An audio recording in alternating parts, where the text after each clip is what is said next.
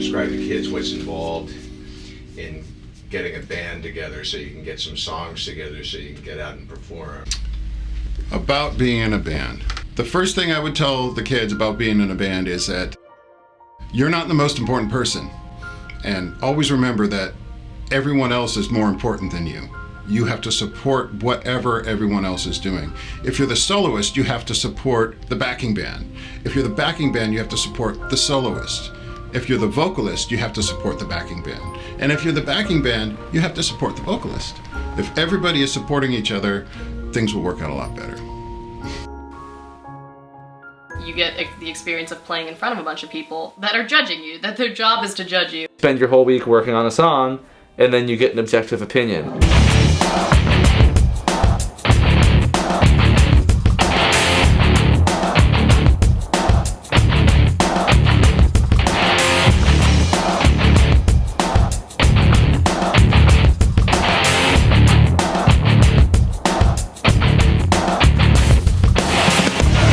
Can I preach it like I feel it? We forget that making music is about making music with other people. Playing the instrument is one thing, then playing as a group is another thing, then performing is another thing.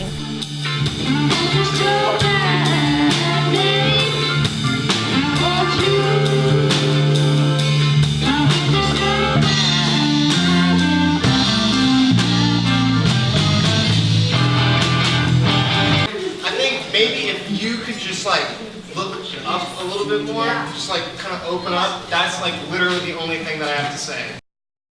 I really want to make sure they're getting to work, because there's a deadline, Thursday, we do a thing called a mock performance. We're going to get on our little hoopty stage here, and then we're going to perform in front of everyone, and we're going to do constructive criticism. It makes them actually think about ways to like say what they mean. Like, you can't just say that song sucks, I hate that song. Not that everything needs to be fake and sugar-coated.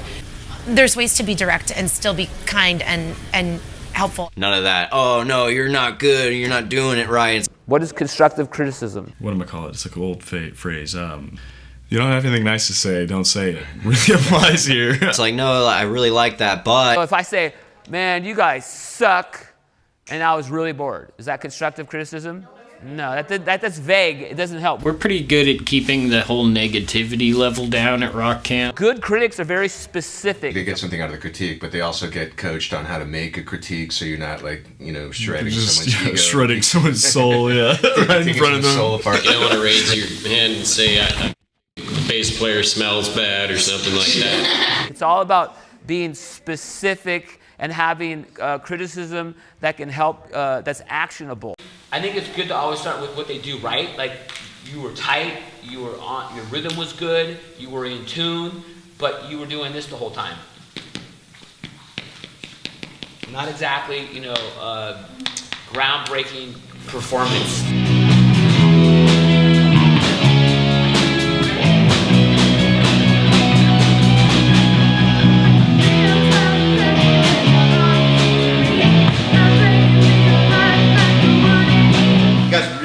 Sure, like that, when you're cutting those choruses early, because that's a really important part of the song. You guys were covered pretty well up there, but I could tell you guys were a little bit confused at one point.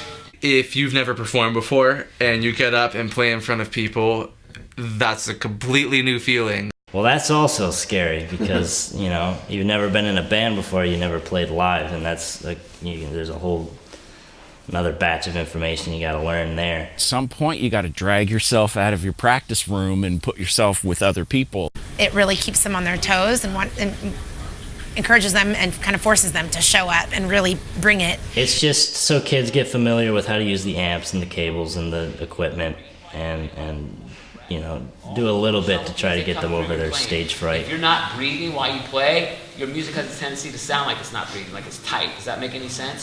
Sometimes the constructive feedback has a lot to do with stage presence, because that's a whole other dimension of performing that I think a lot of kids don't think about. So if you think about the bands you like to see, you want to see a band that's having fun. Sometimes it's hard. You're playing something really technical. It's really hard not to stare at the guitar. If that's the best you can do, then do that. But it's nice to get in the practice of like looking towards the back of the room and just just playing and see if you can play your part. Being able to be up there and not look scared or intimidated, or that's not easy to do. It looked like they're going to a funeral. We generally are like, hey, what's going on, man? Like we should probably fix that, you know? Like, are you okay, you know? Stage presence is something that takes many years.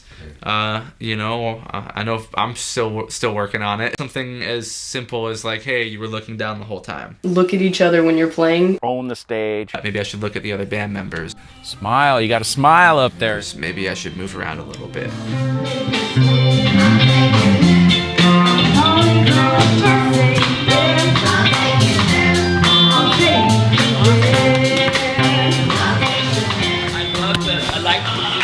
On the bass, maybe you guys should end with that really nice musical solo.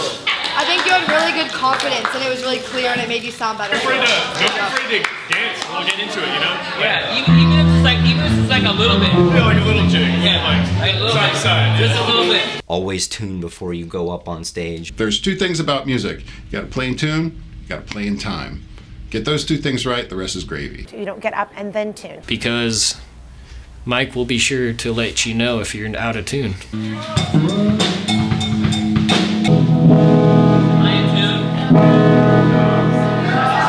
You got to come to the show knowing what you're doing, because of course when you go up on there it all shows.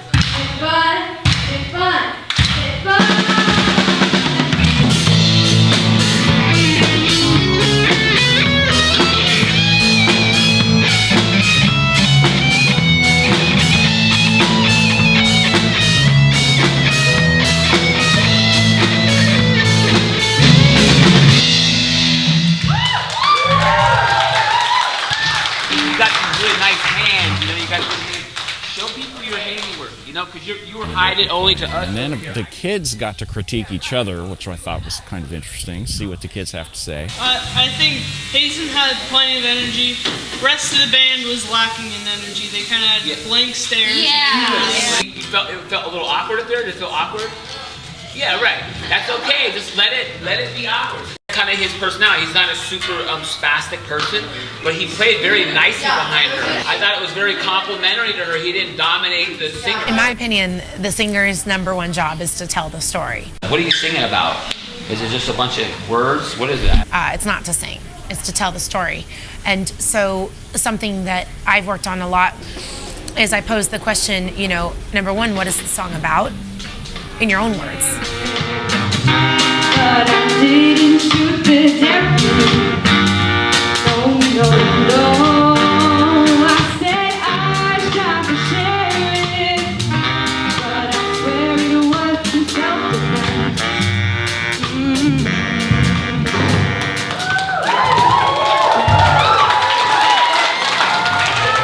You have vulnerability in your voice, which I don't hear often from even professionals. That's really beautiful to hear. You have this emotional vulnerability in your voice. You guys know what I'm talking about? Yeah. Just dramatize a little bit, you know? So like, she does. Yeah, right. She shot. Play around with it. She usually. It's so great. Your energy, like the darkness, was great.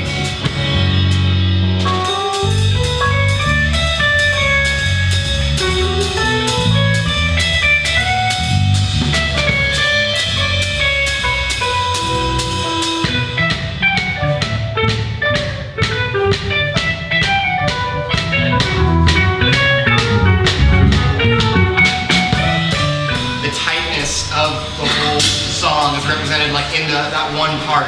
So if you can nail that, then everyone's gonna be like this is the climax of the whole album. It's like the end, and when I was like da da da da da da, like when you're hitting the drums and shit, like you gotta smack them.